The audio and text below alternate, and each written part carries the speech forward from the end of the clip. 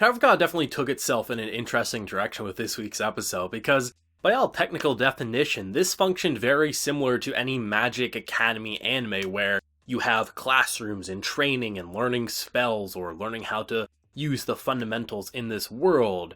But it honestly felt just as intriguing as any of the best content we've seen up until this point, and I think the reason is because we have so many characters. We do. We have so many characters, it's hard to keep track of names. And that can be a bad thing depending on the series, but so far Tower of God has made everyone at the very least have an intriguing personality, so even if it takes 10 episodes, a couple of seasons before a certain character gets their time to shine and really flourish, at the very least you can look at them at a surface level face value and say, hey, at the very least they're entertaining, even if it's not my cup of tea for personality, and down the road eventually you'll see them really get their character arc and time to shine, so them sitting around almost like lunchroom style talking about making friends. It sounds cliche and silly, but somehow Tower of God made it stick its landing and say, you know what, I'm glad this is happening because there are so many different people here, you don't really want to trust many of the people here, and it feels like everyone is in it for their own gain, but at the same time you kind of just want to sit back and say, well, maybe they can actually be supportive and help each other climb the tower, but at the same time, when you see the tests like, hey,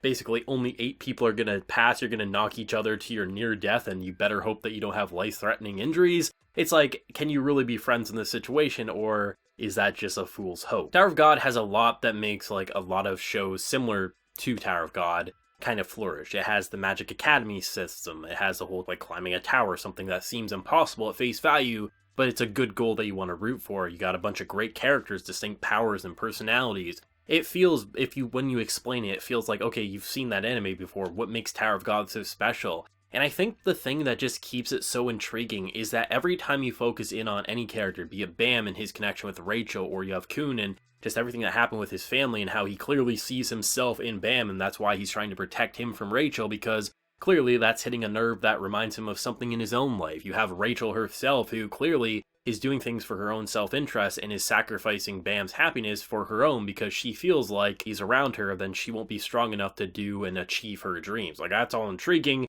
got Rack, who is just a powerhouse, who just, all he did in this episode, he definitely cared and he was worried for Bam. He pretended he didn't, but he was basically practicing throwing a lance to hit a target to pass his test. That's what he did, but it was still entertaining because look at that face. He gets so happy when he achieves his goals, and he can't help but smile and just appreciate his addition to the cast. Or just the idea of the whole princess situation, which, holy shit, they didn't have to throw that in there. It still would have been a great episode, but they threw it in, and it easily became an amazing one, at least for me. I mean, we've been hearing about this whole, like, imposter and fake, and you're looking at characters like Atkinson saying, like, okay, like, what's going on here? Like, we just don't know the royalty selection process. Are they sisters? Or, like, what's going on? Why do you have these swords? And then you learn, oh, it's the orphan of, oh, God, she's dead? How does that happen? Is this zombie? And then you just start seeing it kind of spiral, and then you learn, okay, well, this makes sense. I mean, that's not the craziest of things. Sure, it's a little insane, but hey, we got this. And then the episode ends with her being like, I'm gonna kill every last princess for revenge. You're like, okay, alrighty. Didn't see that one coming. Next week can't come soon enough to see where episode 7's gonna take us. That's what's really fun about Tower of God, because honestly, even an episode with them sitting in a basically cafeteria, eating food, making friends, discovering the power system and having classroom sessions is literally a school episode. That's what it was. But honestly, there's so much happening on a deep-rooted character level that even when you see at face value what appears cliche and typical, it feels distinct as if it's Tower of God and not like you just want to compare to things you've seen before. Naturally, you're going to if you've watched enough anime, honestly, even a dozen anime, you're probably going to say, oh, this reminds me of this scene from this, because that's kind of how it rolls. But honestly, just watching the characters interact with one another, it feels like there's a lot of trauma, it feels like there's a lot of drama, and it feels like there's a lot of potential for optimistic routes down the line. I mean, one of my favorite aspects of this episode was honestly the beginning where Rachel was talking with Kun and saying, hey, just say I wasn't here. And it's quite interesting because Kun's a character who honestly might even be my favorite character on the show at this point in time. I love his character, he's just so interesting to me, and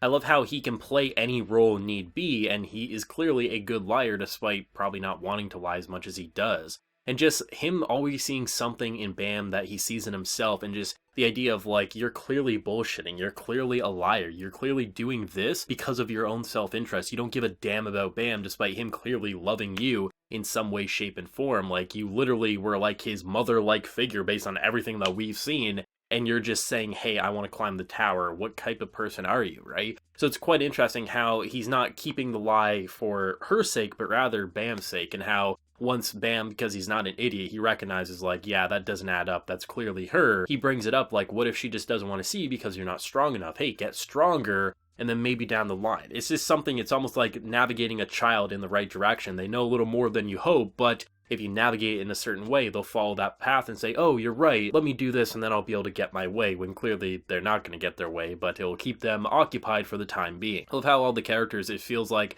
even though there's so many, it's hard to keep track of all the names. The more you see them, the more you appreciate their addition to the cast, and that's a really fun feeling, because honestly, this episode, it had so much going on, but at the same time, it felt like, unless you obviously know the source material, you just kind of sit back and say, I have even more questions, and I can't wait to see the answers for those, because once we get them, we're going to have more questions. And the whole princess situation is so interesting to me, because I just thought I knew what to expect with it. I really didn't have like any expectations, but it felt like, okay, I've seen enough anime, I know where they're going to take this.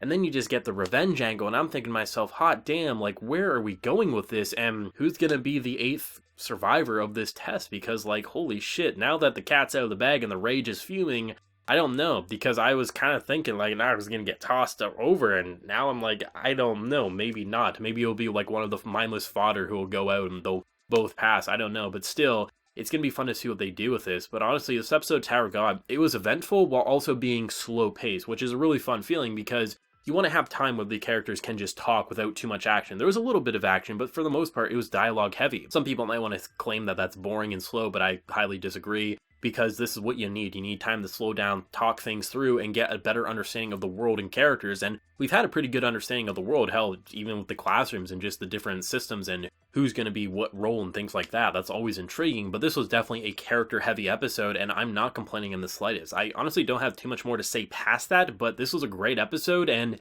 has me even more intrigued about the characters' backstories, their future, and just the world in general for Tower of God. But as always, let me know your thoughts and opinions on this week's episode, be it for source material readers or anime originals like myself, down in the comment section below. And if you enjoyed the video, be sure to leave a like, share your support, and remember to hit that subscribe button if you happen to be new around here. So until next time, everyone, please take care and have a good one.